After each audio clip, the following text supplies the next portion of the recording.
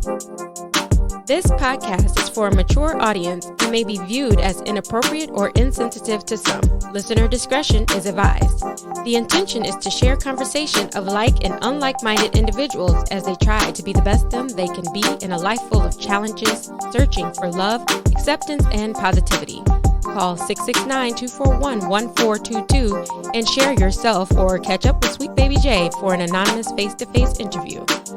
Feel free to call in with questions, stories, thoughts, or anything you would love to talk about and share. Nothing is off the table when talking sweet with Sweet Baby J at 669-241-1422. Ladies and gents and ladies, once again, you are here talking sweet with the one and only Sweet Baby J. As always, a no-face, no-case scenario where our amazing guests have the opportunity to share or not their identity. I'm honored right now, young lady. Would you like to share your identity or not? No, I would not. Okay. I do know why. So what we're going to talk about here is your place of employment. Was this previous, past, present? Do you work there now or no? No, I do not work there now. I would say, though, I am retired. I am a retired captain. Oh, okay. So you're a captain, so you're pretty high up there. Now, the place that we're talking about is you worked in the correctional facility, one that has been getting lots of attention in the news. Yeah, it has. What's the name of this spot? You care to share? Well, yes. Like I said, I'm retired. I worked for the New York City Department of Corrections on Rikers Island. Oh, wow. We've heard so much in the news, so much about Rikers Island. Unfortunately, none of it has been good. Is what we're hearing true? Is it as bad as they say it is? It is not as bad as the media portrays it to be. As far as how they try to portray it as the inmates are being abused by staff, it's not like that. However, what they don't portray in the media is how staff is being abused by these inmates. Do tell. Yeah, you have inmates that for no reason, they throw feces at staff, spit at staff, just attack staff for no apparent reason. In the movies, they portray a jail or a correctional facility. And what's the difference between when you get arrested? First you go where? To jail, or I don't know how that works. Thank God. Rikers Island, it has various buildings. It's a holding facility. So before an inmate is convicted or while they're going back and forth to court, let's say they're arrested, they're charged, the judge sets a bail, they can't afford the bail, so they come to Rikers Island to await trial. Okay, so they're going back and forth to court while they're waiting their trial. So they stay in Rikers Island. And then if their family decide they want to post bail, then they post bail and they fight their case from home. But Rikers Island is a holding facility. The New York City Department of Corrections, rather, in a whole, is a holding facility. Really? Yeah. Wow, so it's not an actual jail. That's not where people go to serve their time. No. Anything that once they're convicted, then they'll go to a prison upstate. There was that case of a young man that actually went to Rikers and he spent, 2 years there because he didn't want to plead guilty to stealing a bag or something like that. I don't remember the name. Do you know the case that I'm talking about? Yes. His name escapes me right now, but yeah. So everyone says, okay, he was on Rikers Island for 2 years. What took so long? That has nothing to do with Rikers Island. That has to do with the justice system because he's fighting his case. He's going back and forth to court. His case wasn't settled. So that's how he ends up staying on Rikers Island. Because usually inmates are not designed. I mean, the system should not be designed where they have to spend years. But we do have inmates that spend 5, 6, 7 years on Rikers Island waiting for their trial to be finished. But it's crazy. So you're here waiting for your trial to be finished, and yet you're attacking corrections officers. Doesn't that add more time? Throwing feces and whatever bodily fluids, doesn't that add more time onto whatever conviction that you may be facing? Yeah, and how does that work? Like, what is that? I'm pretty sure to whoever's getting stuff thrown at them, it doesn't matter. But how does that work out? Well, you see, now, years ago, we used to have a thing called, but they had punitive segregation. They have since removed that. What is that? Punitive segregation was when an inmate attacks either another inmate or staff, they would go to punitive segregation where they're locked down for 22 hours of the day.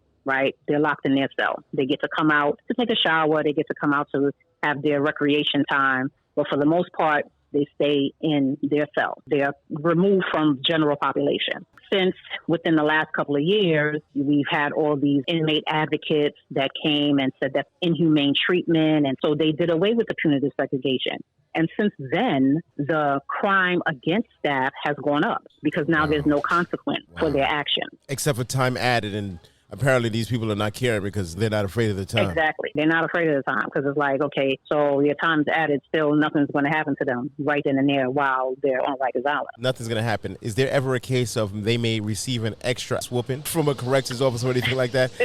I could only imagine. Well, listen, you throw feces at me, we're going to have a big problem. So now here's the flip side to that. If an inmate throws feces on an officer and the officer responds and reacts, it's not a good thing to know that someone threw feces at you. So let's say the officer reacts and they do get physical with the inmate. The department now looks at that as being excessive. Now, let's say the inmate hasn't died. The inmate is not in the hospital. They just had a little scuffle. The department finds that as being excessive and now wants to bring up criminal charges against the staff. Damn, so you damned if you do, damned if you don't.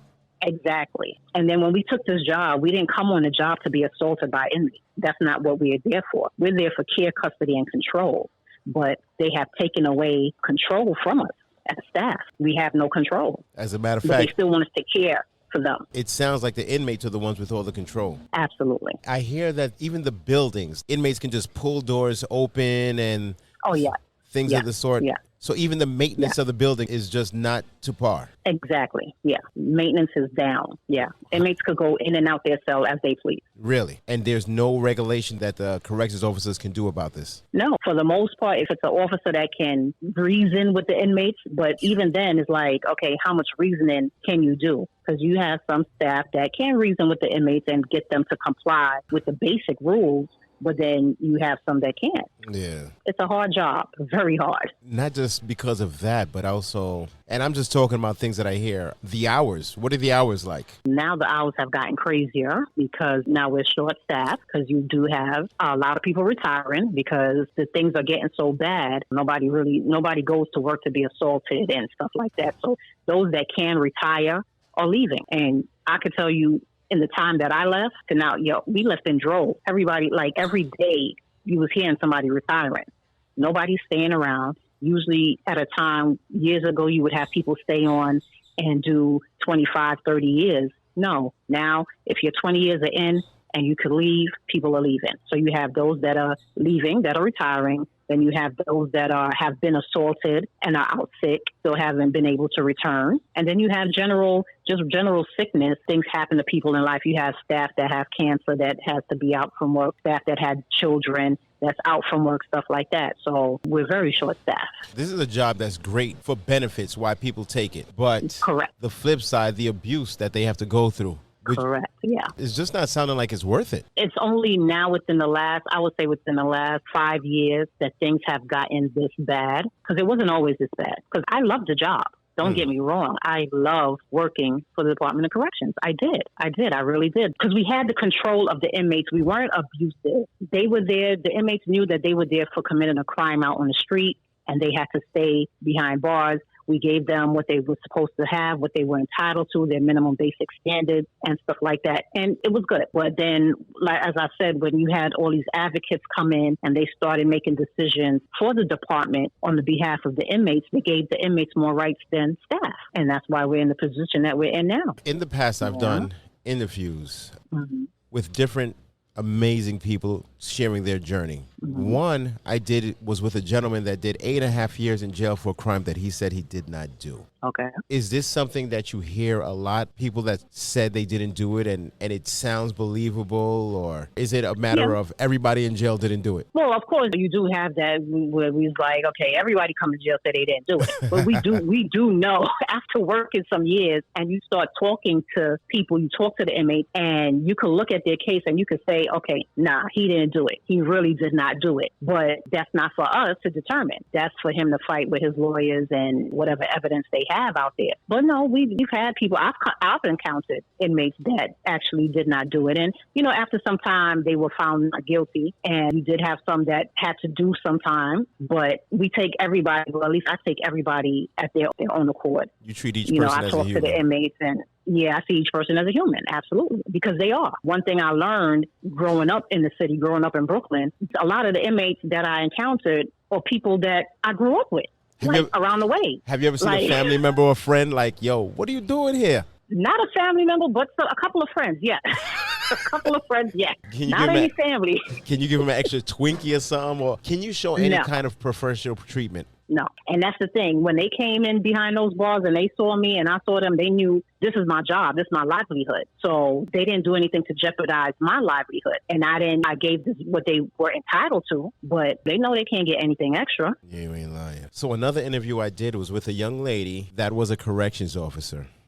That took it upon herself in order to start bringing contraband into the jail at Rikers, I believe. And she also was sleeping with, I believe it was more than one inmate. Is this something very common or few and far in between?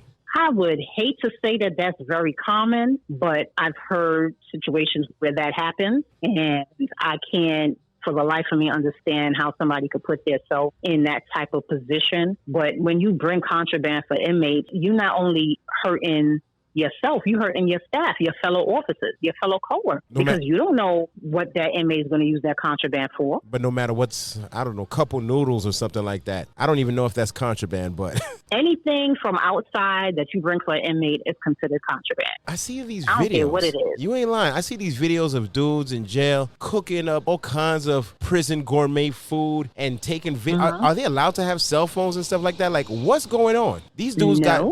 Oh. No, they're not allowed to have cell phones, but then that's where you have the staff that's corrupt, that's giving it to the inmate. But then now I can't even say staff giving it to the inmate because, because now if the inmates do have it, somebody has to give it to them. Somebody has to get it. We're not allowed to have our cell phones on post with us behind the gate. If somebody bring a phone to their post to where they're working at, then that means they intended on giving it to the inmate. So if you get caught with your phone while at work, what can happen to you for that? Write you up, they formal charges, and you get days taken from you and suspended. So it's not worth it? No, it's not. It's really not. So when people are bringing, as far as you've heard, bringing any kind of contraband, what is the incentive? Because I just feel that once you do it once, you are on the cross. Yes, you are. You are, and that's what it is. When I was in the academy, that's what they taught us. It's like the first time you give an inmate something, they're going to expect you to bring them something else, and it's going to be bigger and bigger. So from the academy, they taught us not even a stick of gum you're supposed to give to the inmate. As little as a stick of gum. You're not supposed to, because they use that to manipulate you. Because these guys, a lot of these guys are not first-time offenders. This is their life. They come back and forth to jail. So they know how to play the system. They know how to manipulate you. They had this thing in the academy that they used to tell the females. They used to be like, listen, if you wasn't pretty out on the street before you got to Rikers Island, not because the inmate tell you pretty, don't mean you pretty now. So guys will do that. They'll play on women like that. And that's how some of these young ladies get caught up with sleeping with inmates and bringing them contraband because they fall for the game. So you hear these situations, and I even know of a personal issue in which it wasn't a corrections officer. It was a young lady that was a nurse in a jail and started dating the inmate. She actually ended up being terminated because of her actions, and the inmate ended up taking her life. Wow, really? Once she was out, I don't see why you would even risk it. Like, the inmates are there all day. They have nothing but time but to watch you. Yes, they're human. Exactly. But they know every moment of when you have a good day to a bad day, because they're just watching. They're owls. Yep. That's what they do. That's exactly it. They have all the time in the world to watch you, to see how you move. See when you do your job the way it's supposed to do. Like if you're supposed to take a count at a certain time, if you don't take it, they know that. They play on stuff like that. That's all they do is have time. They have nothing else to do but watch you. What was the craziest interaction you ever had with inmate, bad or good? Oh, wow. So many, huh? I can't say honestly, and I thank God, I can't say that I had a very, very bad interaction with an inmate. I really can't say that I've had a bad one. Yes, I've had some incidents with inmates where force had to be used and stuff like that, but it was never geared towards me personally. So I thank God for that. I've had a few scuffles where I've had to get a little physical. How does that work out, the way you have to lay it down, go a little iron mic on an inmate? Like, how does that work out? And was you there with females or males? Are they segregated? How does this, give me some insight. Well, it was with females because as a captain, I worked in the female facility. And what I've learned, because as an officer, I worked with the men. male inmates, but as a captain, I worked with the female. Is there a inmates. reason? Is there a reason for that? Well, no, once you get promoted, you go to a different facility. Oh, okay. And it's not, that's how it works. But what I noticed was, or realized as a female, when I got to the female facility, it was more trying or more confrontational. That's the word, confrontational, because now it's woman against woman. See, in the men's jail, as a female, you know how women talk, give you a nice little, come on, mister, help me out. Nice little coaxing, and I could get the inmate to comply. But now with the females, now it's woman against woman. She's better than me, so she has a point to prove. But then now I'm the supervisor, so my point to prove is bigger than hers. So you got a little confrontation, a little back and forth every now and then. But the physical part was really with the females. I know the last incident I can remember that's coming to mind now is, and this was a young girl, an adolescent. We went into the housing area. They was being disruptive or whatever. And we went into the housing area to, quell the situation, bring out the problem makers.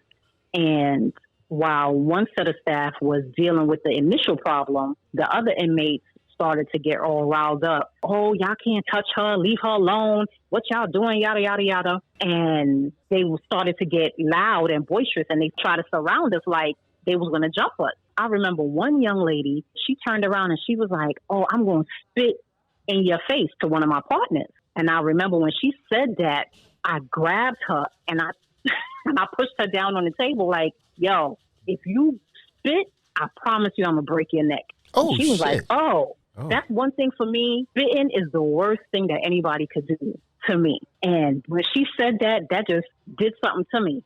But she didn't, thank God she did not spit. So She probably couldn't. My throat is dry right now. My throat is dry. Wow. Yeah. Because then I heard later on that day, because I had the squad take her out after. So I heard later on that day, one of the officers came back to me and they was like, yo, Cap, she said, I don't believe that captain said she was going to snap my neck. She was like, I should have violated her. And I was like, listen, I'm so glad she did not, because that would have been a bigger issue. Do these people not understand that you're human too? Where the same way that they don't want to be violated, if you violate somebody, there will be a response. Exactly. So they really play on the fact that they have all these advocates and they feel that the rules are all in their favor. There's free reign. Exactly. But you guys do make a crap load of overtime. Yes, that's a good thing. So, that's a good thing. Well, good and bad, because from what I hear, they have people. What is a regular shift like, and what can a shift end up like in this day and age? A regular shift is 8 hours. With your overtime, it's 16 hours. Wait, 16 hours? With overtime, 16 hours, or 16 hours plus the 8? No, 16 hours with overtime. Okay. So you're doing 16 hours total. That's including your overtime. But lately, I've heard people doing 24 hours. And I'm like, that's crazy. Isn't that against the law? It is. So how do you do 24 hours, and then are you off for 2 days after that? Well, first of all, if you go over, let's see, if you work your 16 hours, and then let's say you make it to 20 hours. I think it's 3 hours into the next tour. No, 19 hours. So if you work your 16 hours and then you're still there up until 19 hours, an extra 3 hours, then they're supposed to give you your next day off. You're not supposed to come back to work the next day. Mm-hmm. But from what I'm hearing is that they're not even doing that. They're like, okay, you work 20 hours. They expect to see you back on your next tour. How? And that's crazy. I don't know. And this is the thing that I don't understand with the staff now that I left there is how could you allow the department to do this to you? Your body and your health is still your utmost importance. Because even after working 16 hours, how can you function on a post? Are people actually sleeping at work? Like you have to be getting some kind of a nap. And by nap, I mean taking that sad sleep. You do have staff that fall asleep on the post. And then here's the catch with that. I've already worked 20 hours. So let's say I worked 20 hours yesterday and I still came back to work on time. And your body's going to shut down after some time. And if you fall asleep, they're going to write you up for sleeping on the job. Wow. So it's like, come on, what are we doing? Like staff is burnt out. They're tired. But they're tired. Physically tired. How do you even do a shift like that? You're not allowed to sleep, and then you have to show up for your next shift. How is that in any way possible not to sleep? It's not. And then even by working those kind of shifts, aren't you now more of a liability because you cannot function the way that you should? Exactly. Definitely a liability. But they don't see you as a liability. They see you as a warm body that's filling a position. Yes. Yep. And what's sad is I know they had just put a class in the academy, or they just had some officers graduate. And it was only I think they said 65 people that applied for the job. What? And that has been unheard of in all my years, 20 years working there. I've never heard that they have a class with only 65 people in it. Never.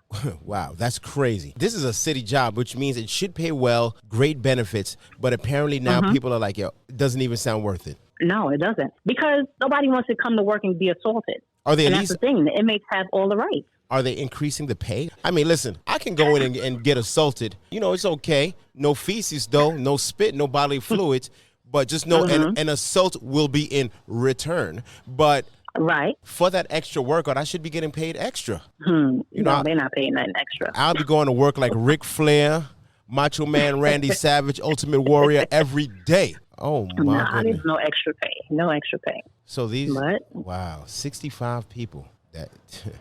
If that's not a sign, crazy. I don't know what it is. Yeah. Right now, the department, they have a new commissioner. I'm confident that he's going to try his best to turn things around. I am. I'm very confident between him and the new mayor. I'm confident that they're going to try and turn things around for the department because so far what I've heard, I see that they're going to absolutely try. Because, of course, I still go to my union meetings, see what's going on. I still care about the department. I care about the staff that I left behind because that's a big thing for me. It's like when you work there, especially for 20 years, these people become your family because you spend actually more time with your coworkers than your own family because we're there, we work holidays, weekends. You know how many family functions I missed because I had to work? So the people that you work with, they become your family. Then when you retire and you leave them, it's like, oh, man, I hope they okay. I still keep in contact with a lot of my staff. I miss them because we had a family together. And not only that, but when you see a family member being assaulted, how can you not take it personal? Exactly. When you're out on the street and have you ever seen an inmate that was disrespectful out on the street? No. Thank God for that, too.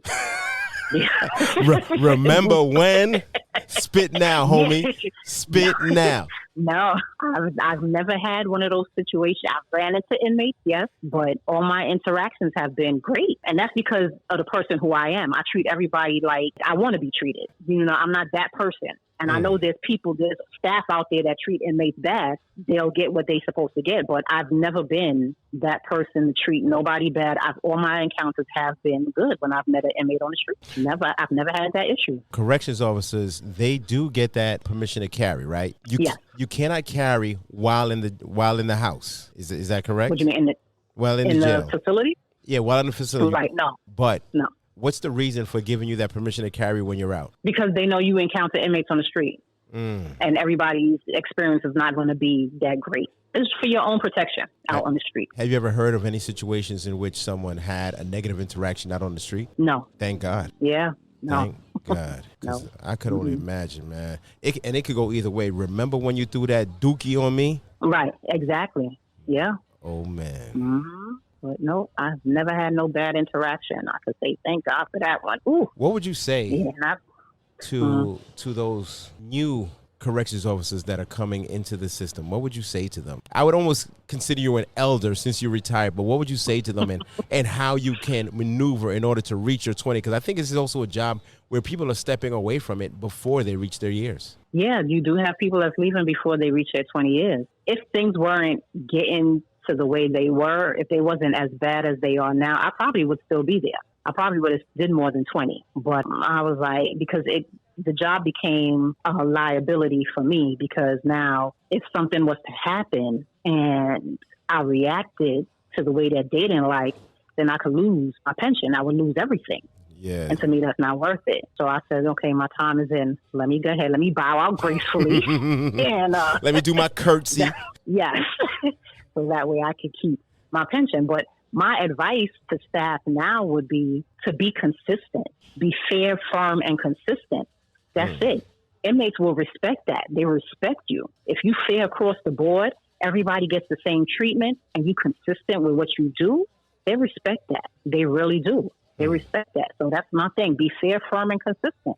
So what would you say Always. to all these people that are advocates for the inmates and not considering the whole penal system? Oh, they need to go behind the gates and see what it's really like. They need to sit on a B post and see what it's really like. And not just for a shift.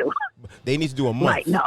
Yes. Yeah, so you really feel that these are people being advocates for a situation that they don't really know about. They have no clue. No clue. Never walked inside a jail. No clue. No clue. And what would you say to the inmates? Inmates, I don't know, because inmates are going to be inmates. Yeah.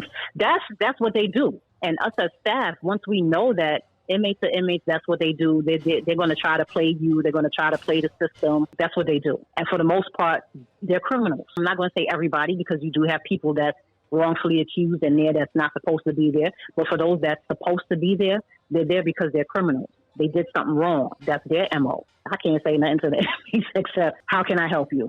What do you need? That's it. Is that something that you do while there? You can't say it's not the Marriott or anything of the sorts. So you're not really, how can I help you? But do you treat inmates like that? Like, listen, you're here. How can I help you serve your time with the least amount of stress? Yeah. Anytime an inmate has come to me, you have those inmates that would approach you to, I don't know, they might be having a bad day and decide to pour out their heart to you. If I can help, depending on what the situation is, if it is that they need to make a phone call, and I'll get them to social services, like, call down there and be like, listen, do me a favor. This inmate needs XYZ. They haven't spoken to their family. They haven't spoken to their lawyer, whatever it is. It ain't nothing but a phone call. So if I can make that happen, I'll make that happen. If you need me to look into your court date, you don't know when your next court date is, and you can't find out, you can't speak to your lawyer, you don't know, I can find out your court date for you. Stuff like that. That's simple. That goes a long way with an inmate. It really does. Because if you could just do that little thing, that makes their day. Because like I said before, they're there all day with nothing to do but to think. Things play in their mind. So it's like, if you can't get an answer, a simple answer, that could put somebody over the edge. Yeah, I get that. Well, I tell staff, I always told my staff, if an inmate say they want to go to the clinic, send them to the clinic. They're not feeling well, send them to the clinic. If you call to the clinic and the clinic staff say they can't come right now, send them later, follow up. Yeah. Don't just leave it at that. Follow up. At least the inmate could say, well, damn, she did try. It's not her fault. So now they won't take out the anger on you. They may take it out on the clinic officer when they get down there, but it won't be towards you. It's sort of every man for themselves. Wow. Yeah. I heard of a case in which a transgender male, I guess this is male to female, was in the prison system and ended up getting two inmates pregnant. Is this something that's common, or what is that community like? Because that seems like a very specific community to deal with. How is that system? Because you said you did male, you did female. What do you do about those that are in transition? Okay, so I knew that would happen eventually. Oh. Because at first, transgender males, if they still had their penis, they were not allowed to come to the female facility because they still had a penis, right? So again, the advocate flipped it and said the department was being discriminatory against them. Why can't they come to a female facility? Because they're transitioning to female, they may still have a penis, but they're taking hormones or whatever it is, and they want to be female, so why can't they come to a female facility? Okay, first, they allowed one to come to the female facility. They allowed one, and we housed that one in a separate area. Then it became, we were discriminating against them because we separated them.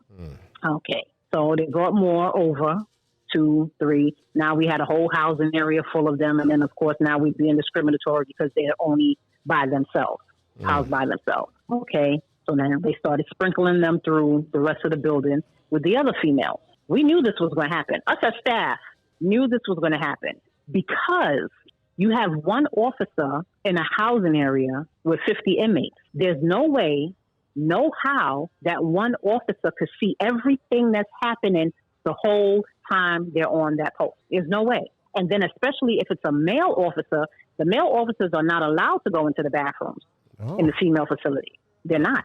Really? So a lot can happen in the bathroom. Correct. So the fact that, because I heard that on the news, the transgender got 2 inmates pregnant or whatever the case may be, I knew that was going to happen. That didn't surprise me because you still have a man. And now I'm going to tell you this. You have a lot of these men that are claiming to be transgender, claiming that they identify as female just to be in the female facility. Oh, that would be me. That would be me. God forbid I ever Just have to go to be- jail. I am automatically, Yeah. I identify as a woman. Lock me up with them. Yeah, that's what happened. So then they're there, and they're there for however many months or whatever the case may be, and they're going to do what they want to do. What about relationships with women? I think there's always a concern about men getting raped in jail and being violated in jail. Does this happen a lot with women as well? It does happen. There were 2 incidents that I could think of where it has happened in the female facility while I was there. You had one incident, this was years ago, where you had inmates, some other female inmates tie up one of the other females and made a makeshift dildo and used that on her and assaulted her. Wow. Yeah. For what? What would be the reason for that? I don't know. It's not like you're even getting any gratification. This is just a straight violate. Yeah. So what happened? That was a crazy incident. What made that one so crazy?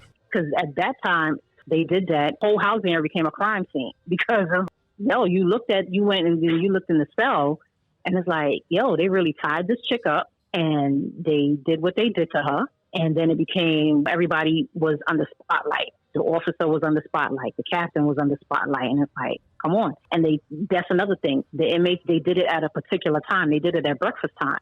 Breakfast? So it's like, yeah. Why breakfast? The officer. Why breakfast? That's the quietest time in the facility. And that's of course the inmates time. know this. Yes, because in the facilities, when it's breakfast time, breakfast is optional. So everybody don't have to come out for breakfast. So in this particular housing area is the cell area. So now the officer, she's letting other inmates out to come out for breakfast. And then she has to monitor the feeding. She has to monitor, make sure everybody's getting fed the right way, make sure they're getting what they're supposed to have. So the other inmates took that as an opportunity to do what they did because the officer's concentrating on feeding the other inmates. Was there a reasoning for what they did? This is a crime scene, but was there a reasoning? That I don't know. Never gotten. Once that happened, they removed the inmates out the area immediately. When the house becomes a crime scene, how does one maneuver? Because you're in a crime scene, but yet people are actively living in this crime scene. Well, it depends on, first they shut the whole area down and then they break it down into pieces. So now with that particular incident at the beginning, they removed all the inmates out the housing area. And then once they checked the rest of the area to make sure everything was good, they only cordoned off that one particular cell. So nobody could go into that cell, but the rest of the housing area was open for the other inmates. Is there a lot of snitching that takes place? Because they say snitches get stitches, but I think stitches in prison are really serious. They can actually lead to a body bag, but is it like on the street you might have a lot of witnesses? When it happens in the penal system or in the jail, do people come forth and say, yo, listen, this is what happened, it was that person? Yeah, you do have that, yeah. So so inmates can come. Are they able to do this without giving out their name and stuff like that? Because there can be blowback. Right, no. Well, we'll know who the inmate is who's telling because they're going to come to tell staff. Yeah, but they're going to pick who they want to tell. But this is now an active crime scene because I can imagine there's a court case now. Right. So how does that work out? They know that they're going to be a part of the witness case. Whatever they say, they know it's going to be a part of the case now. So they know what it is. They know what it is. Do they get time like taken off? Like, yo, I saw. That's the key. That's what I was about to say. So now they could use that to their advantage for their case. So like if they say, well, I saw this, I'm going to testify what's happening with my case. So I'm sure it works out for some of them. I can't front. This sounds like way too much stress for me. I'm hearing about it and I don't want to deal with it from either side, and especially not as an inmate. Oh my gosh. I feel like my whole life has been based on staying out of jail. Yeah, because it's not cool. It's not. And I don't even understand how these guys and girls go back and forth all the time. It's a system. I believe that it's a system set up to really make sure that some demographics more than others end up in that system and stay recycling through the system. Okay. That's just, I mean, would you agree with that or no? Yeah, definitely. Definitely. They just play the system and the system is there for them to play. Well, you're getting played by the system. Should you not play the system? That is true. Young lady. Oh, I don't know. I don't know. We don't even know. Look, we just talking about we don't even know. Listen here, young lady. I really appreciate you for your time, giving us a little bit more insight into Rikers Island. We hear so much about it. Just got to say, I appreciate you, and I hope it works out for everyone involved, the inmates and the COs and even the advocates. Everybody's doing something because they want to be heard. Right. I hope it works out for all parties involved. I hope so, too. I really do, because like I said, I loved working for the department. I really did. I really, really did. I enjoyed my job. My job was good to me. It was definitely good to me. But the things that's happening now, I couldn't believe that this would ever happen. It would ever come to this. Now that you are no longer a CEO, you spend so much time there, so many family members that you would consider family members there. What do you do now in your retirement? What are your retirement years looking like? Right now, I'm traveling. Holla. That's what my retirement years are looking like. Traveling, enjoying. Because, and I say that because I'm traveling a lot now, because while working, you don't get to travel as much as you would like to. Yes, we get vacation and stuff like that, but your vacation time, for me, my first week on vacation is just to come down off of the stress of the job. And then by that second week, by the time I've gotten myself together, it's like, okay, let me see what's around my house that I could do. Because then that's the time you say you fix this, you do that, whatever. And then by the time the third week comes around, it's like, okay, where can I go? Because I got to be back to work the following week. So it's really not a lot of time that you have. You just get enough time to de-stress. But now I have that time. I could travel. I could do what I want to do. I could rest.